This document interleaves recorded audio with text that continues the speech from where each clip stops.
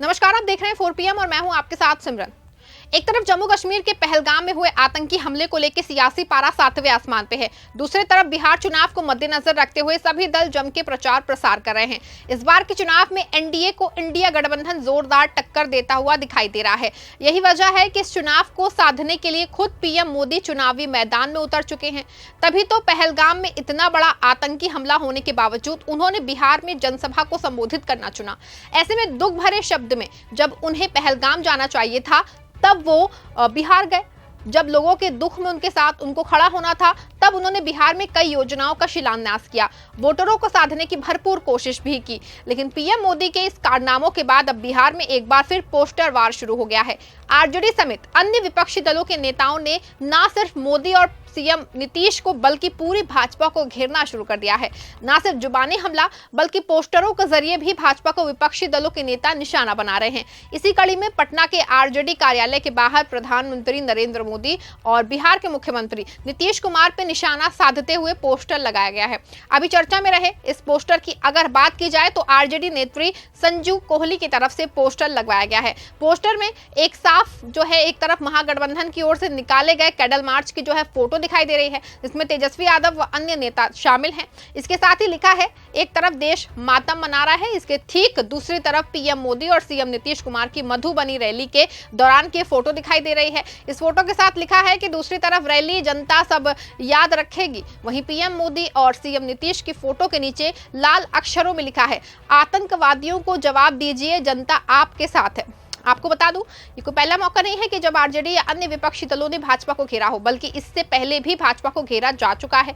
जाहिर है कि बिहार की सियासत हमेशा से ही भारतीय राजनीति का एक रोमांचक और जटिल अध्याय रही है। 2025 में होने वाला बिहार विधानसभा चुनाव इस बार और भी दिलचस्प होने जा रहा है, क्योंकि यहाँ मुकाबला केवल पार्टियों के बीच नहीं बल्कि व्यक्तित्वों और रणनीतियों के बीच भी है। एक तरफ है तेजस्वी यादव जो राष्ट्रीय जनता दल के नेतृत्व में इंडिया गठबंधन को मजबूत करने में जुटे हैं। दूसरी तरफ है नीतीश कुमार जो जनता दल यूनाइटेड और भारतीय जनता पार्टी के नेतृत्व वाले एनडीए के साथ अपनी सियासी जमीन बचाने की कोशिश में है। इस बीच में चुनाव में नरेंद्र मोदी का चेहरा और उनकी नीतियां भी एनडीए की रणनीति का अहम हिस्सा है। ऐसे में राजनीतिक दलों का एक दूसरे पर आरोप प्रत्यारोप लगाने का सिलसिला जारी है।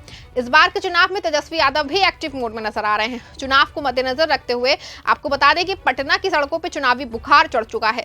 हर गली नुक्कड़ पे पोस्टर और बैनर लगे हैं। एक तरफ नीतीश कुमार के चेहरे वाले पोस्टर पे लिखा है 25 से 30 फिर से नीतीश, तो दूसरी तरफ तेजस्वी यादव की तस्वीर के साथ नारा गूंज रहा है बिहार मांगे बदलाव तेजस्वी के साथ। कार्यकर्ता जोश में है। तेजस्वी की रैलियों में युवाओं की भीड़ उमड़ रही है जो उनके रोजगार और विकास के दावों पर भरोसा जता रही है।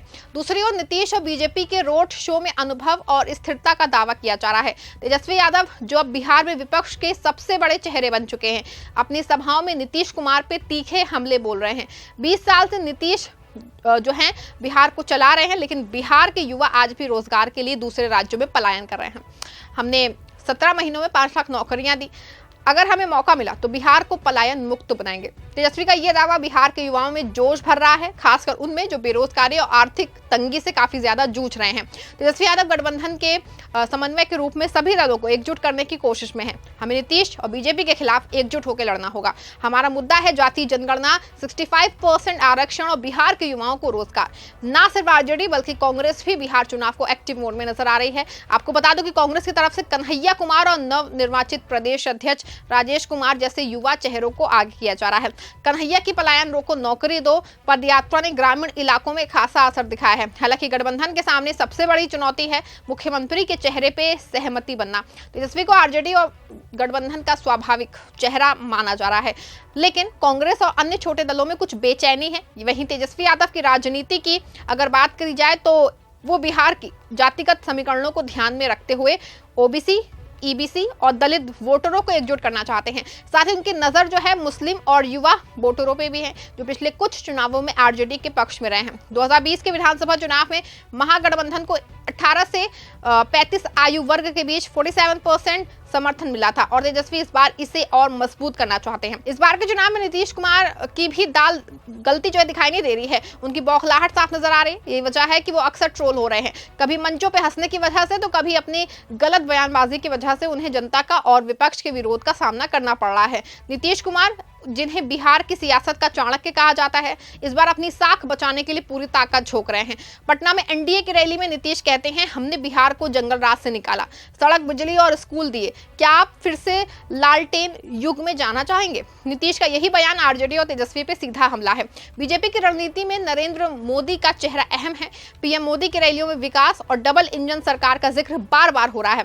बीजेपी ने नीतीश को एनडीए का चेहरा घोषित किया है, लेकिन पार्टी के अंदर सम्राट चौधरी और चिराग पासवान जैसे नेता भी अपनी दावेदारी मजबूत कर रहे हैं। चिराग पासवान जो अब केंद्रीय मंत्री हैं, मगध और अन्य इलाकों में अपनी पार्टी एलजेपी की पकड़ जो है मजबूत करने में जुटे हुए हैं। ऐसे में आपको बता दें कि इस बार बिहार में बदलाव की चर्चा जोरों पे है। बिहार के गांवों और कस्बों में लोग इस बात की जो है बदलाव की बात कर रहे हैं। मधुबनी में एक युवा जो है रमेश कहते हैं, नीतीश जी बहुत कुछ उन्होंने किया है, लेकिन अब बिहार को नई ऊर्जा चाहिए।